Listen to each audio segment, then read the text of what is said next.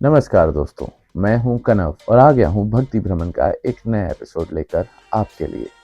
क्या आपने कभी महसूस किया है कि कुछ महीने जो होते हैं वो केवल समय नहीं होते, या कुछ महीने केवल दिन नहीं होते हैं।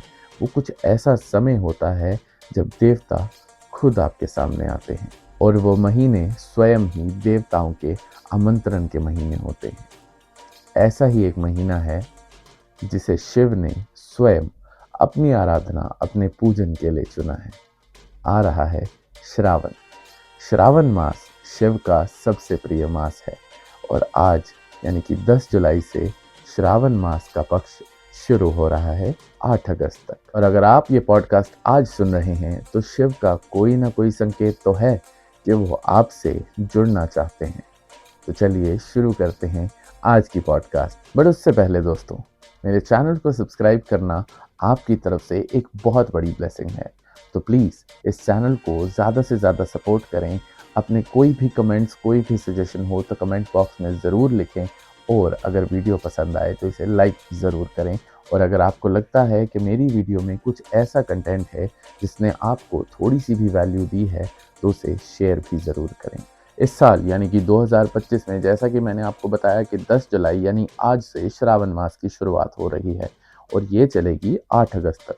इस श्रावण मास का हर सोमवार आपके लिए एक वरदान स्वरूप है, क्योंकि अगर आप सच्चे मन से भगवान शिव की तपस्या करते हैं, पूजन करते हैं और उनसे प्रार्थना करते हैं, तो शिव आपको हर वो चीज़ दिला सकते हैं जिस चीज़ की भी आप कृपा उनसे चाहते हैं। भगवान शिव की ब्लेसिंग्स आपके साथ बहुत बहुत बहुत ज़्यादा हैं। बस आप सच्चे मन से उनकी पूजा और आराधना करें। दोस्तों, समुद्र मंथन की स्टोरी किसे नहीं पता, लेकिन ये पता है कि जब समुद्र मंथन में कालकूट नाम का विष प्रकट हुआ था तो देवताओं और असुर कोई भी उस विष को ग्रहण करने के लिए तैयार नहीं था। तब महादेव महाकाल स्वरूप में आए और उस विष को अपने कंठ में ग्रहण करके नीलकंठ नाम पाया।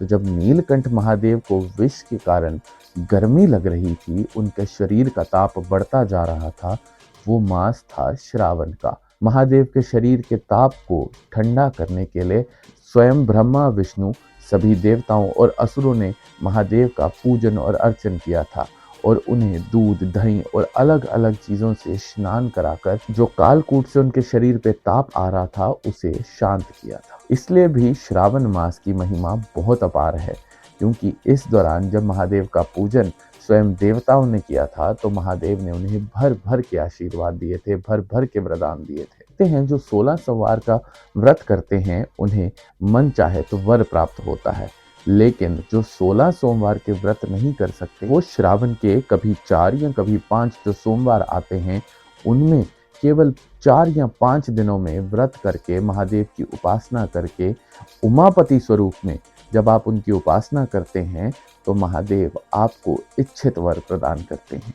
तो चलिए जानते हैं कैसे शुरू हुई ये 16 सोमवार और श्रावण के 4 या 5 सोमवारों की कथा, जो कि है माँ पार्वती से जुड़ी। कहते हैं कि माँ पार्वती को महादेव से मिलना था, लेकिन महादेव तो भोलेनाथ हैं और हर समय तपस्या में लीन रहते हैं, तो कहाँ वो झट से प्रसन्न होते और कहाँ वो झट से आते। तो माँ भगवती ने शिव को पाने के लिए श्रावण मास में हर रोज शिव भगवान का पूजन किया था और श्रावण मास की महिमा को बढ़ाया था। विशेषता जब सोमवार आता था यानी कि भगवान शंकर का दिन होता था, तो वो निराहार रहकर दूध, दही, घी, शक्कर, शहद से भगवान भोलेनाथ का पूजन करती थी और उन्हें बेलपत्र अर्पण करती थी। खुद निराहार रहती थी। तो क्या, जब 4 सोमवार पूर्ण हुए तो महादेव तो भोलेनाथ हैं, अपने भक्त की पुकार पर उन्हें आना पड़ा।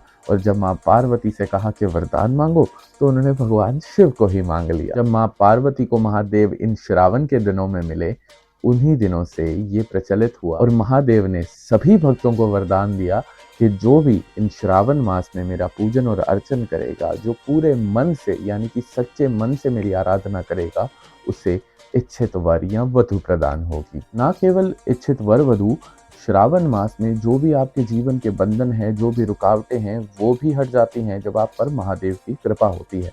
महादेव का पूजन और अर्चन करने से संसार में कोई भी रुकावट आपकी जिंदगी में नहीं आती। आप पर किसी भी ग्रह दोष का असर नहीं होता। सारे ग्रह, सारे देवता आप पर अपार कृपा करते हैं और आपके जीवन में बहुत बहुत बहुत सारी ब्लेसिंग्स भर जाती हैं। महादेव का जो ये श्रावण मास है, महादेव की कृपा से ही मिलता है। महादेव की कृपा उसी को प्रदान होती है जो स्वयं अपने आप को खोने को तैयार हो, लेकिन महादेव को पाने के लिए खड़ा हो।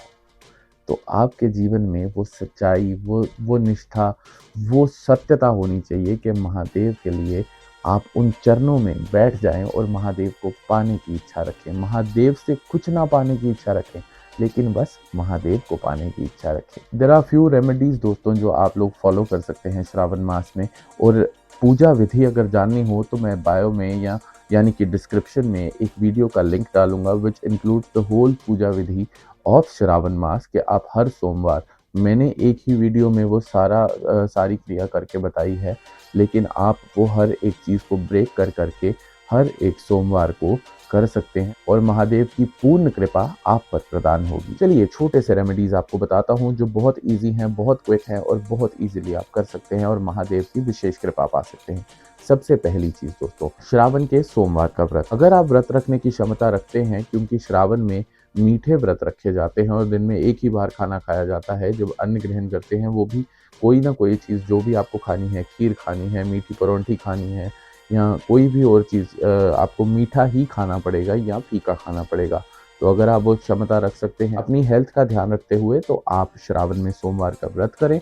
दूसरी चीज़ दोस्तों, एक रुद्राक्ष यानी कि 5 मुखी रुद्राक्ष की माला धारण कर लें और उस पे जाप भी करें। कई लोग ये सोचते हैं कि हम शुद्ध अशुद्ध जगह पर जाते आते रहते हैं, इसलिए धारण अगर नहीं भी करना चाहते आप धारण ना करें, लेकिन हर रोज भगवान शंकर के मंत्र का जाप जरूर करें। और ओम नमः शिवाय और नमः शिवाय, ये दो मंत्र ऐसे हैं जिनमें थोड़ा सा डिफरेंस है ओम का। ओम जो मंत्र है, ओम नमः शिवाय, दिस इज एक्चुअली द मंत्र ऑफ सन्यासीज। और अगर आपको जाप करना है, आप गृहस्थ हैं, तो आप नमः शिवाय का जाप करें। नमः शिवाय नमः शिवाय नमः शिवाय का आप जाप कर सकते हैं रुद्राक्ष की माला पे और आपको भगवान शंकर की अपार कृपा प्रदान होगी। तीसरा उपाय, भगवान शंकर के मंदिर जितना हो सके उतना जाए। अगर रोज जा सकते हैं रोज जाएं, सोमवार के सोमवार जा सकते हैं, सुबह सुबह उठकर भगवान शंकर के मंदिर जाएं, उनको जल अर्पण करें। अगर हो सकता है तो ये चीजें भी फॉलो कर लें, जैसे कि दूध ले जाएं, दही ले जाएं, घी ले जाएं, शक्कर ले जाएं, शहद ले जाएं और पंचामृत थोड़ा सा बनाकर ले जाएं। पहले दूध से स्नान कराएं, फिर दही से स्नान कराएं, फिर घी से स्नान कराएं, फिर शहद से स्नान कराएं और अंत में शक्कर से स्नान कराएं। जब ये सारा स्नान हो जाए, फिर पंचामृत जो बनाकर आप लेकर जा रहे हैं, पंचामृत भी इन्हीं 5 चीजों से बनाना है, और ये लेकर जब आप जाते हैं, अंत में आप भगवान शंकर को पंचामृत से स्नान कराएं। जो साथ में जलहरी है भगवान शंकर की, उसको भी क्लीन करें, अच्छे से साफ करें, भगवान शंकर को प्यार से सजाएं। और कनेर के फूल जो होते हैं, जो आप अक्सर देखेंगे कि बागों में या सड़क के किनारे जो क्यारियां लगी होती हैं, वहां पर आपको येलो कलर का एक फूल दिखेगा, वो कनेर का फूल होता है, भगवान शंकर को अति प्रिय है, वो जरूर चढ़ाएं। और साथ ही साथ हो सके तो भगवान शंकर को चावल चढ़ाएं, तिल चढ़ाएं, जौ चढ़ाएं। ये पूरी विधि जो है आपको स्टेप बाय स्टेप जो है, जो डिस्क्रिप्शन में एक लिंक होगा उस पर आप चेक कर सकते हैं कि वो पूरी विधि जो है मंदिर में बैठकर मैंने स्वयं की है, तो आप पूरी वो देख सकते हैं और वो सेम फॉलो भी कर सकते हैं for your help to understand how to do the puja and how to do all the pujan of Bhagwan Shankar. तो आप वो भी फॉलो कर सकते हैं। और साथ ही साथ एक चीज जो है, जो सबसे बड़ा रेमेडी है, जिनको इच्छित वर या वधु चाहिए, तो वो जब भी भगवान शंकर का पूजन करें तो उनका नाम उच्चारें उमापति महादेव। भगवान उमापति महादेव, उमापति यानी कि माँ पार्वती के पति महादेव। तो उमापति महादेव से आप जो भी मांगेंगे, जो भी प्यार से उनसे विनती करेंगे, वो सब सुनते हैं, वो सब प्रदान करते हैं। बस आपकी इच्छा अच्छी होनी चाहिए, आपका मन सच्चा होना चाहिए और आपकी इच्छा में कोई भी किसी को हार्म नहीं कर रहा हो, किसी को हार्म करने की इच्छा नहीं रखनी, किसी को गिराने की इच्छा नहीं रखनी, कोई भी गलत भाव अपने मन में नहीं लाना और भगवान शंकर का दिल से पूजन करना है। हर दिन आपको एक नया एक्सपीरियंस होगा दोस्तों, इट्स अ फैक्ट। आप मेरे से, मतलब दिस इज ऑन रिकॉर्ड, मैं आपको एक्चुअली बोल सकता हूँ, literally I can say that this is on record, कि आपको हर दिन पूजा करने के बाद इतनी पॉजिटिविटी, इतनी अच्छी फीलिंग आएगी जो मैं बयान भी नहीं कर सकता। तो इसी के साथ दोस्तों आज का छोटा सा पॉडकास्ट मैं यहीं ख़त्म करता हूँ। आपके लिए बहुत जल्दी, बहुत स्पीड में बहुत सारी छोटी-छोटी रेमेडीज़ और छोटी-सी कथा लेकर आया हूँ। आई होप आपको पसंद आया हो। अगर अच्छा लगा हो तो शेयर ज़रूर कर दें और अगर मेरे चैनल को अभी तक सब्सक्राइब नहीं किया है तो प्लीज़ कर दीजिए और अगर आपको ये वीडियो अच्छी लगे तो लाइक भी ज़रूर कर दीजिए। कोई सजेशन हो तो प्लीज़ कमेंट बॉक्स में शेयर करें और अगर साथ में आप चाहते हैं कि कोई भी ऐसा टॉपिक है जो आप चाहते हैं कि हम इस पॉडकास्ट में यानी कि भक्ति भ्रमण की यात्रा में उसको कवर करें तो प्लीज़ मुझे वो सजेशन ज़रूर भेजें। आप सभी को भगवान भोलेनाथ का बहुत बहुत आशीर्वाद मिले। जो आपकी इच्छा हो भगवान शंकर उसको पूर्ण करें, आपको भरपूर आशीर्वाद दे, भरपूर वरदान दें, आपकी सेहत अच्छी रहे, आप स्वस्थ रहें, मस्त रहें और अपने कामों में व्यस्त रहें। लेकिन थोड़ा-थोड़ा टाइम निकाल के मेरी पॉडकास्ट भी देखते रहें। आप सभी पर भरपूर कृपा रहे महादेव की। ऐसे ही बने रहिए मेरे भक्ति भ्रमण यानी कि मेरे चैनल के साथ। ऐसे ही आता रहूँगा आपके लिए नए पॉडकास्ट लेकर। हर हर महादेव, जय उमापति महादेव।